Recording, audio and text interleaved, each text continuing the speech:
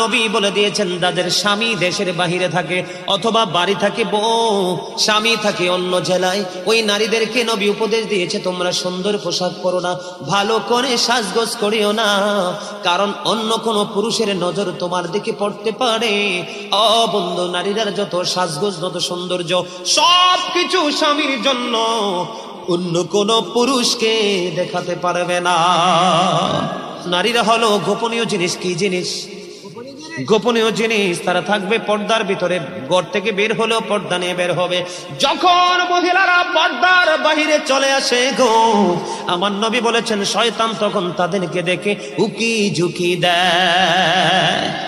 মহিলারা যখন বন্ধু পর্দার বাইরে যায় দর্শনের শিকার হয়। কথা বলে না? আজকে পৃথিবীর ইতিহাসে তথা বাংলাদেশের ইতিহাসে দেখেন, একটা ইতিহাস দেখাতে পারবেন না একটা পর্দাশীল নারীর জীবনে কোনো কলম